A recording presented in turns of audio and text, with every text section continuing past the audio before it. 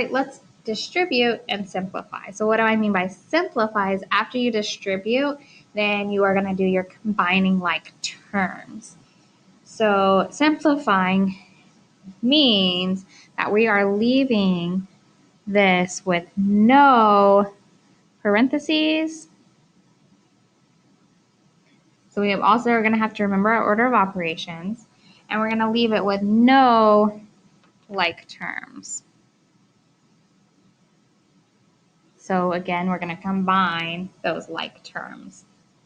So let's look at this first example. We have to distribute first before we can start simplifying. So again, I'm going to take that 8 on the outside and I'm going to multiply it by both. So 8 times 2y. So 8 times 2 is 16. And for now, that y is just going to stay the same. We got 8 times 3, and that's plus 24. And then on the outside here, we had plus 2.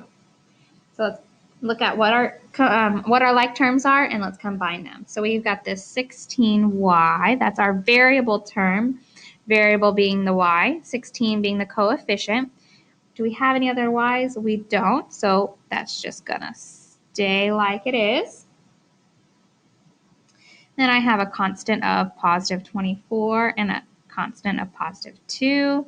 24 plus 2 is positive 26. So the simplified version of this that we were given is 16y plus 26. Again, simplified, not solving. All right, we got 10 plus open parentheses y plus 6 close parentheses minus y. So, do we have anything out here to multiply by? There's no number. Remember, it's an understood 1. So I can multiply positive 1 times y, and that just gives me good old y. And then positive 1 times positive 6 just stayed the same as 6. We got this 10 on the outside and this y on the outside. All right, let's combine our like terms.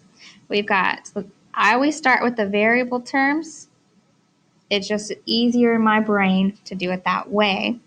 So we've got plus y and we've got minus y. So remember, if we don't have any numbers outside here, this is an understood 1, understood 1. So I've got 1 minus 1, and that equals 0. So now I don't have any y's at all. I had one y here, I took it away here, no more y's. No y's in my answer. We're done with them.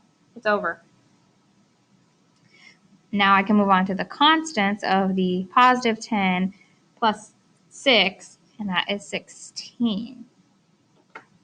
That is my answer.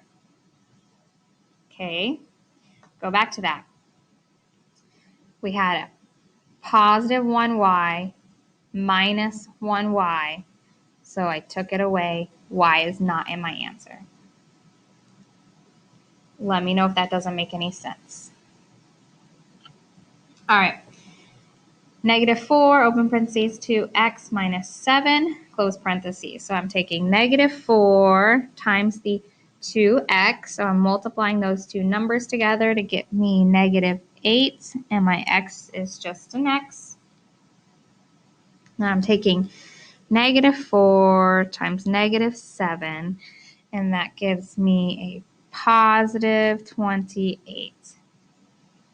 Because I'm taking negative 4 multiplied by negative 7. And remember, that's going to give me a positive number of 28. Just want to clarify those positives and negatives and how they work. All right, last example. We've got negative 2, open parentheses, 4m plus n, close parentheses, plus 5n. So I'm going to take negative 2. I'm just doing the same thing over and over. Times the 4m. So negative 2 times positive 4 gives me a negative 8. And don't drop my variables. That variable always travels with you. Negative 2 times my positive 1n. So negative 2 times 1 gives me negative 2n. And then we had this 5n hanging out on the outside. So let's see if we have any common terms and combine them if we can. We've got this negative 8m.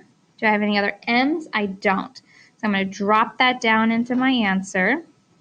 And then I've got this negative 2n and a positive 5n, and that gives me a positive 3n.